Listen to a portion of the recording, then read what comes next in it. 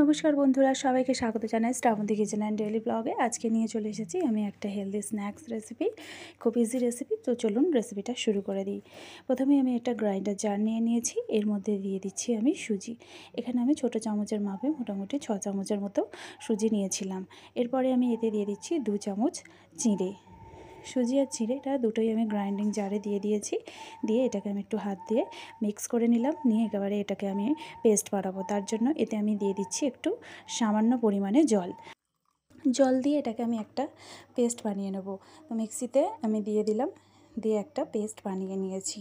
তো এরকম একটা গাঢ় পেস্ট হয়েছে। এবার আমি এটাকে একটা বাটির মধ্যে ঢেলে নেব। দেখো এটা কিন্তু খুব গাঢ় হয়েছে, সেই জন্য এতে জল অ্যাড করতে হবে। তো একটা আমি বাটি নিয়ে নিয়েছি, নিয়ে এটাকে ঢেলে নিচ্ছি। এরপরে আমি জল দেব।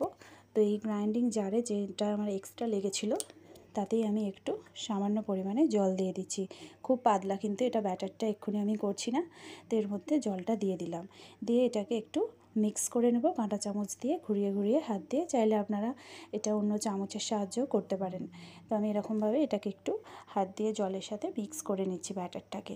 এটা কিন্তু একটু গাঢ় গাঢ় হবে ব্যাটারটা, এটা খুবই পাতলা এক্ষুনি আমি এটাকে বানাচ্ছি না। পরে দরকার পড়লে এতে আমি একটু জল দিয়ে দেবো। তো এটা রেডি হয়ে গেছে। এবারে আমি এর মধ্যে দিয়ে দিচ্ছি গোটা জিরে দেওয়ার পর এর মধ্যে আমি দিয়ে দেব গ্রেট করা গাজর। এখানে আমি হাফ গাজরকে গ্রেট করে নিয়েছি একদম ছোটো ছোটো করে। তো করে নিয়ে এর মধ্যে দিয়ে দিচ্ছি, দিয়ে মিক্স করে নিয়েছি। এরপর আমি দিয়ে দিলাম কাঁচা লঙ্কা কুচি। কাঁচা লঙ্কাটা এখানে আমি 3টে কাঁচা লঙ্কাকে ছোটো ছোটো পিস করে নিয়েছি।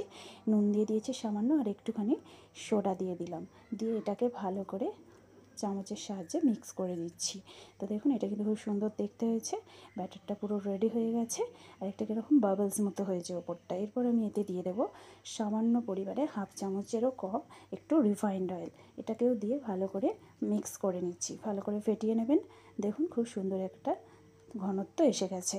এবারে একটা থালা নিয়ে নিয়েছি, থালার মধ্যে দিয়ে দিচ্ছি একটু সামান্য পরিমাণ রিফাইন্ড অয়েল। আমার মোটামুটি একটা ছোটো থালা নিয়েছি আমি এখানে। আপনারা যতটা পরিমাণ বানাবেন সেরকম এখানে থালার পরিমাণটা নেবেন। আমি তো এখানে ব্যাটারটা খুবই কম বানিয়েছি, তো এর মধ্যেই আমার ধরে যাবে। তো এবারে এটাকে হাত দিয়ে একটু অয়েল ব্রাশ করার দরকার ছিল, আমার কাছে ব্রাশ নেই, সেই জন্য আমি হাত দিয়েই করে নিয়েছি।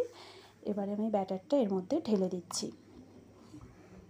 ব্যাটারটা দিয়ে এবারে আমি থালাটাকে এরকমভাবে একটু নেড়ে চেড়ে নেব, যাতে ঠিকঠাকভাবে এটার মধ্যে ফিট হয়ে যায়। এক্সট্রা যদি হাওয়া থাকে সেইটা যেন বেরিয়ে যায়, সেই জন্য এরকমভাবে থালাটাকে একটু ঠুকে ঠুকে নিচ্ছি। তো দেখুন এটা কিন্তু আমার একদম রেডি হয়ে গেছে। এবারে আমি একটা কড়া নিয়ে নিয়েছি, কড়াতে দিয়ে দিচ্ছি জলটাকে আমি গরম করতে দিয়ে দিচ্ছি, কারণ এই ব্যাটারটা আমি থালার মধ্যে ঢেলেছি। এবারে ওটাকে আমি সেদ্ধ করতে দেবো, তো সেই জন্য এটা স্টিম করবো। তো জল ফুটে গেছে, এবারে আমি থালাটার মধ্যে বসিয়ে দিলাম। দিয়ে এটাকে আমি চাপা দিয়ে দেবো কিছুক্ষণের জন্য। 5 মিনিট পর এবারে আমি একটু চাপাটা খুলে নেব।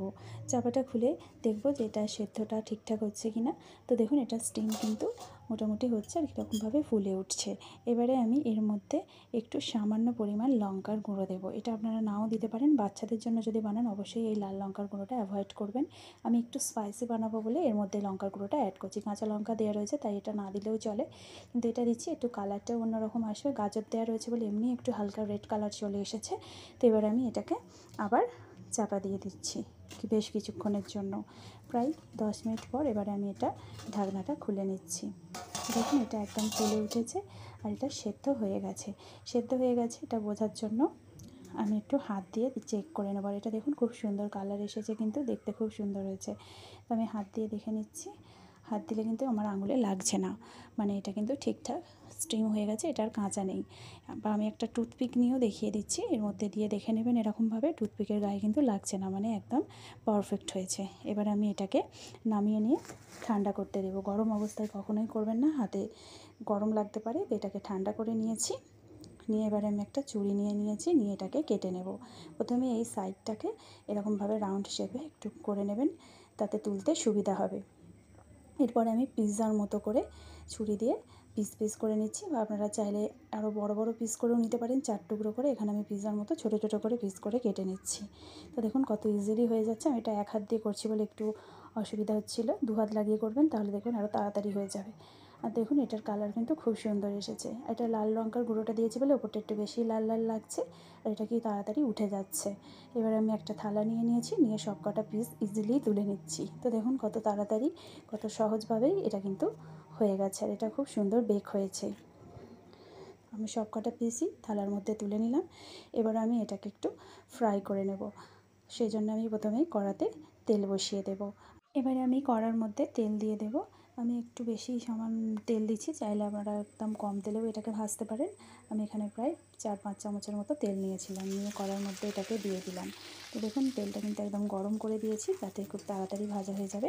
আর আমি এটা একটু ক্রিস্পি বানাবো বলেই বেশি তেলেতে ভাজছি। আপনারা অল্প তেল ছড়িয়ে ছড়িয়েও ভাজতে পারেন, তাহলে একদমই তেল ছাড়া স্ন্যাক্স হবে। আমি একটু ক্রিস্পি বানাবো বলে এইভাবে ভাজছি। আপনারা তেলটা সম্পূর্ণ নিজেদের ওপর নির্ভর করছে কীরকমভাবে এটাকে আপনারা ফ্রাই করতে চান।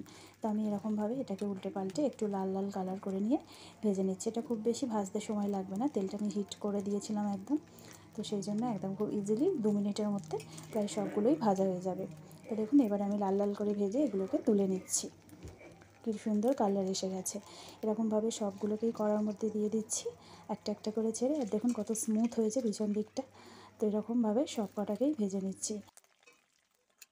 এরকমভাবে আমি উল্টে পাল্টে এগুলোকে ভেজে নিচ্ছি। আর এটাগুলোকে আমি কাঁটা চামচ দিয়ে তুলছিলাম শেষের দিকটা। খুন্তির থেকে কাঁটা চামচ দিয়ে তুলতে বেশ সুবিধা হচ্ছিল, সেই জন্য। তো দেখুন কত ইজিলি আমি এই রেসিপিটা বানিয়ে ফেলেছি। আপনারা তেলটা পুরোটাই অ্যাভয়েডও করতে পারেন, আর তেলটা ছড়িয়ে ভাজলে আরও হেলদি হবে রেসিপিটা। আমি একটু শুধু ক্রিস্পি করার জন্যই তেলটা বেশি দিয়েছিলাম। তো আমি সার্ভ করে ফেলেছি এরকমভাবে। আপনারা চাইলে এটা সস বা কোনো চাটনির সাথে খেতে পারেন, আর পিৎজার মতো স্টাইলেও আমি এখানে সাজিয়ে নিয়েছি। আপনারা যেরকম ইচ্ছা সেরকমভাবে সাজিয়ে এটাকে খেতে পারেন ইভিনিং স্ন্যাক্সে, বা বাচ্চাদেরও দিতে পারেন। বাচ্চাদের দিলে লঙ্কা গুঁড়োটা শুধু অ্যাভয়েড করে দেবেন। আর তারপরে আপনারা ইভিনিং স্ন্যাক্স, বাচ্চাদের টিফিন বা সকালের জলখাবারেও এরকম রেসিপি বানিয়ে নিতে পারেন। রেসিপিটি ভালো লাগলে অবশ্যই একটি লাইক করবেন, আর এরকম রেসিপি পেতে হলে আমার চ্যানেলটিকে সাবস্ক্রাইব করবেন। তো বাই বাই বন্ধুরা, দেখা হবে নেক্সট ভিডিওতে।